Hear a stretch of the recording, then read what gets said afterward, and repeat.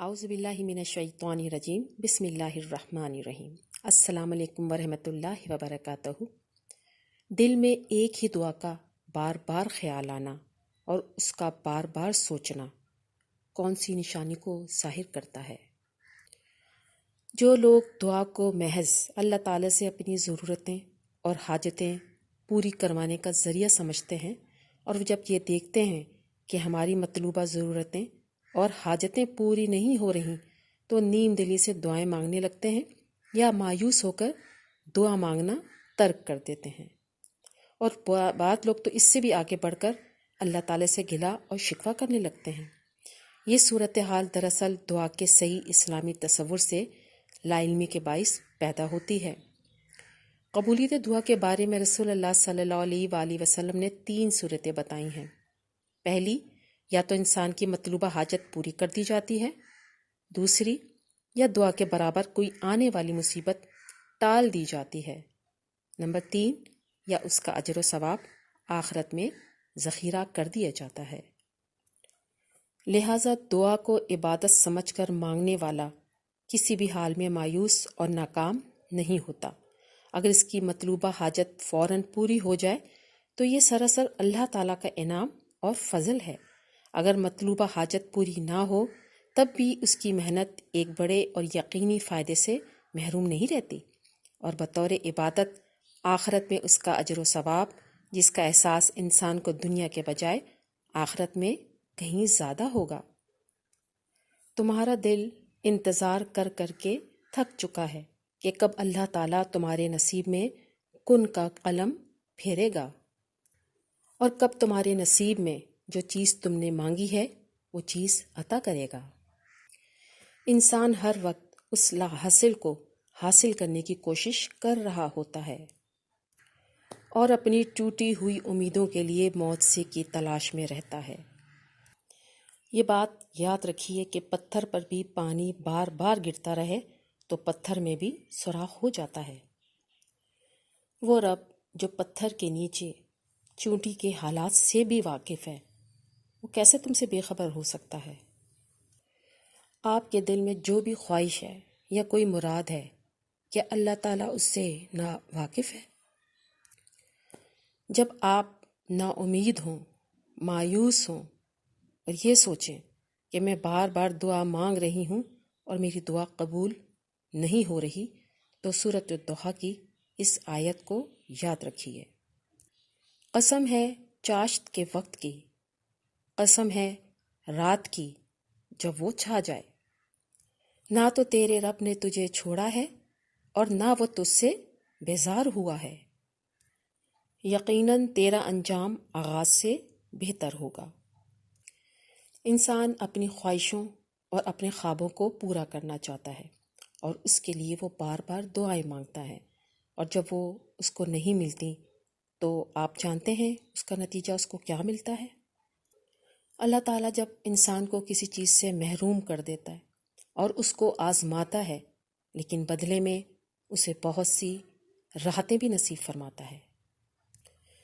تسلسل سے اور بار بار مانگی جانے والی دعائیں بہت اثر اور اجر رکھتی ہیں۔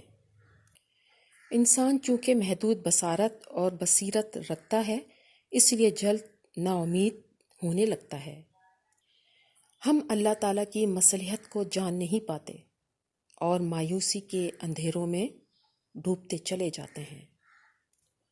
یہ بات یاد رہے کہ اللہ تعالیٰ کا ارشاد ہے، میں کسی بھی انسان پر اس کی طاقت سے زیادہ بوجھ نہیں ڈالتا۔ جب ہم رو رو کر گڑ گڑا کر اللہ تعالیٰ سے دعائیں مانگ رہے ہوتے ہیں تو اللہ تعالیٰ سن بھی رہا ہوتا ہے اور دیکھ بھی رہا ہوتا ہے۔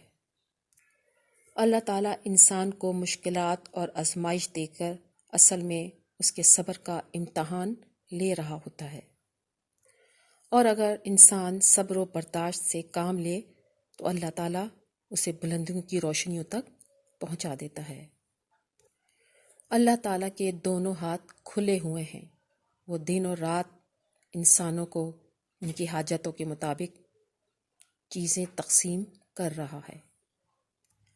بار بار مانگی گئی دعائیں انشاءاللہ تعالیٰ ضرور قبول ہوں گی، بس تھوڑا انتظار کیجیے صبر کے ساتھ۔ مایوسی کو، نا امیدی کو اپنے قریب ہرگز پٹکنے نہ دیں، کیونکہ یہ انسان کو اللہ تعالیٰ سے دور کر دیتی ہیں، انسان کو گمراہ کر دیتی ہیں، اور انسان پھر اللہ تعالیٰ سے شکوے اور شکایتیں کرنے لگتا ہے۔ کیا پتہ اللہ تعالیٰ کو انسان کی یہی ادا بہت پسند ہو کہ امیدیں توڑتا ہے اور پھر بار بار جوڑ دیتا ہے۔ اللہ تعالیٰ کو انسان کا بار بار مانگنا پسند ہے، اس کا رونا پسند ہے، اس کی انکساری پسند ہے۔ اس بات کو دل و دماغ میں بٹھا لیجئے، آپ کی تمام مشکلوں اور تمام مسئلوں کا حل صرف اور صرف اللہ تعالیٰ کے پاس ہے۔ یہ اللہ تعالیٰ کی مرضی ہوتی ہے کہ وہ کسی کو آغاز میں ہی بہت زیادہ نعمتیں عطا فرما دیتے ہیں، کسی کو سخت آزمائشوں کے بعد عطا کرتے ہیں، اور کسی کو بہت زیادہ اور مسلسل دعا کرنے کے بعد عطا کر دیتا ہے۔ جب انسان اللہ تعالیٰ کی دی گئی مشکلات اور آزمائشوں سے گھبراتا نہیں تو ایسے لوگوں کے لیے ہی موت سے منتظر ہوتے ہیں۔ جو لوگ صبر کا دامن پکڑ کر مسلسل دعائیں مانگتے ہیں، ہمت نہیں ہارتے، مایوس نہیں ہوتے، اللہ تعالیٰ کا کن انہی کا منتظر ہے۔ جب انسان مایوس ہو جائے، نا امید ہو جائے، ایسی صورت میں اسے تہجد کی نماز پڑھنی چاہیے، سجدے میں آنسو بہا کر اللہ تعالیٰ سے گڑ گڑا کے دعا مانگے، اللہ تعالیٰ اسے کبھی بھی محروم نہیں کریں گے۔ انسان اگر اللہ تعالیٰ کے فیصلوں کے سامنے سر تسلیم خم کر دے تو اللہ تعالیٰ کو بندے کی یہ ادا بہت بھاتی ہے۔ اللہ تعالیٰ انسان سے بہت محبت کرتا ہے، بہت رحم کرنے والا ہے۔ انسان زندگی کے گپ اندھیروں میں جب اللہ تعالیٰ سے دعائیں مانگتا ہے تو اللہ تعالیٰ اس کی دعائیں ضرور قبول فرماتے ہیں، اور اللہ تعالیٰ وہاں سے انسان کے لیے وسیلہ پیدا کر دیتے ہیں جہاں سے انسان کو ہرگز کوئی امید نہیں ہوتی۔ یاد رکھیے، تہجد کی نماز انسان کی خواہشوں اور اس کے خوابوں کو پورا کر دیتی ہے۔ تہجد کی نماز موت سے پیدا کرتی ہے، انسان کی تقدیر اور نصیب کو بدل ڈالتی ہے۔ جب انسان مسلسل دعائیں مانگتا ہے اور روتا ہے، گڑ گڑاتا ہے، تو اللہ تعالیٰ کی رحمت جوش میں آ جاتی ہے۔ آپ کے اٹھے ہوئے ہاتھ وہ رب کائنات کبھی بھی خالی نہیں لوٹائے گا۔ دعائیں انسان کے نصیب کو بدل دیتی ہیں، اس کا مقدر تبدیل کر ڈالتی ہیں۔ جب انسان تڑپ تڑپ کر، رو رو کر اللہ تعالیٰ سے دعائیں مانگتا ہے تو یہ نشانی ظاہر ہو جاتی ہے کہ بہت جلد اس کی دعائیں قبول ہونے والی ہیں۔ دعا مانگنے کی عنایت ایسے ہی عطا نہیں ہو گئی، بلکہ خاص اللہ تعالیٰ کی طرف سے عطا کی گئی۔ انشاءاللہ تعالیٰ آپ کی تمام دعاؤں پر ایک دن اللہ تعالیٰ کن کا قلم پھیر دے گا۔ اللہ تعالیٰ آپ کو ہر وہ چیز عطا فرما دیں گے جس کی آپ تمنا کرتے ہیں۔ اللہ تعالیٰ کسی کی محنت اور اس کا انتظار اور اس کا صبر ہرگز ضائع نہیں کرتا۔ بس انسان اپنے آپ کو نا امیدی اور مایوسی سے بچائے۔